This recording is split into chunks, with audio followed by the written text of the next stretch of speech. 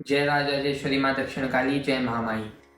आज आप सब मेरे साथ जुड़े हैं इस वीडियो के माध्यम से। मैं आपको बताऊंगा लक्ष्मी प्राप्ति के महाउपाय। देखिए, हमारे शास्त्रों में, तंत्र शास्त्रों में मूल रूप से ऐसे बहुत सारे उपाय हैं जो लक्ष्मी प्राप्ति में कारगर हो सकते हैं। जो लोग तंत्र से थोड़ा डरते हैं या इन चीज़ों में नहीं जाना चाहते, वो सामान्य रूप से महालक्ष्मी अष्टक, श्री सूक्त या फिर अष्टलक्ष्मी महास्तोत्र का प्रतिदिन पाठ करें। प्रतिदिन आप जितना कर सके उतना इन स्तोत्रों का पाठ अपने आसन पे विराजमान होके माई के समक्ष घी का दीपक जला के प्रतिदिन नियम से करें। दूसरा, जो तंत्र मार्ग में होना चाहते हैं, क्योंकि देखिए तंत्र में मूल है सामग्री, मंत्र और विधि।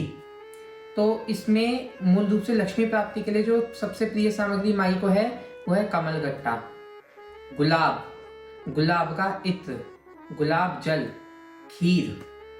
तो इस उपाय में आपको क्या करना है, सबसे पहले आपको खीर का भोग माँ को अर्पण करना है। उसके बाद शुद्ध गाय के देसी घी का दीपक जलाना है। याद रखें, शुद्ध घी हो और उसकी जो बत्ती बने उसका निर्माण आपको स्वयं करना है। वो कैसे, ये जानिए। एक कमल का पुष्प लीजिए। कमल के पुष्प में नीचे डंडी होनी चाहिए। उस डंडी को तोड़िए। उस डंडी को जब तोड़ेंगे उसमें से एक रेशे समान पदार्थ निकलेगा। उसको अपनी उंगलियों पे लपेट लीजिए। जितना हो सके बार बार डंडी को तोड़ के उसको लपेट लीजिए। जब आप देखेंगे तो अंत में एक जोत जैसी आपके पास तैयार हो जाएगी, रुई जैसी।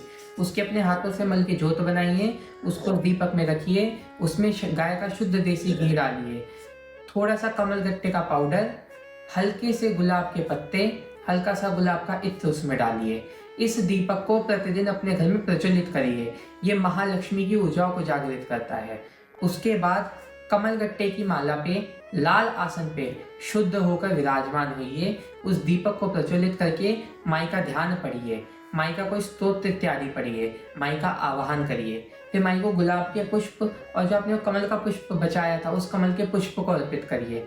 उसके बाद माई के सामने अपने आसन पे विराजमान होकर कमल गट्टे की माला से ओम श्री महालक्ष्मी नमः, ओम श्री महालक्ष्मी नमः, ओम श्री महालक्ष्मी नमः, इस मंत्र का 108 बार नित्य प्रति जप करिए।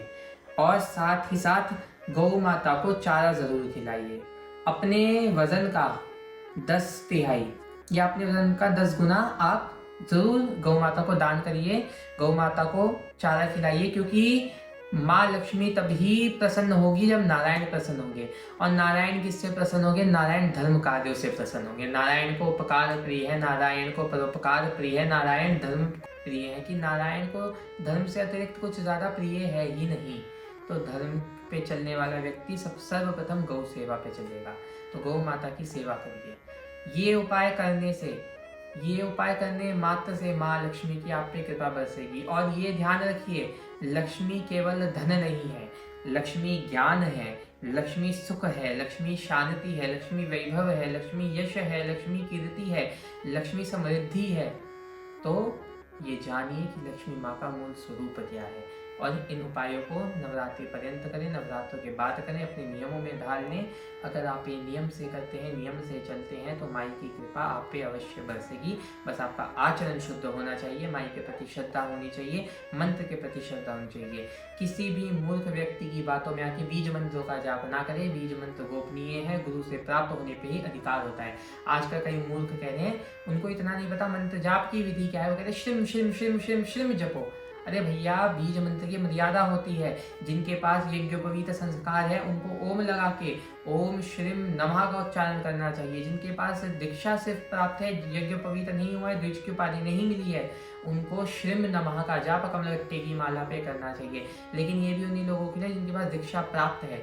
जिनको दीक्षा प्राप्त नहीं है उनको ओम श्री महालक्ष्मी नमः का ही जाप करना चाहिए। किसी भी मूर्ख की बातों पे कि कमलगट्टे की माला पे ये जप लो, या 7 मुखी रुद्राक्ष पे ये जप लो, या 8 मुखी रुद्राक्ष पे ये जप लो, या ये कर लो वो कर लो, ये ना करिए भैया। सर्वप्रथम अगर आपको बीज मंत्र जपना है तो उसके लिए दीक्षा अनिवार्य है। जय राजराजेश्वरी माँ दक्षिण काली। आशा रहेगी कि आप इस बात को समझेंगे और अपने जीवन में धारण करेंगे। जय माई की।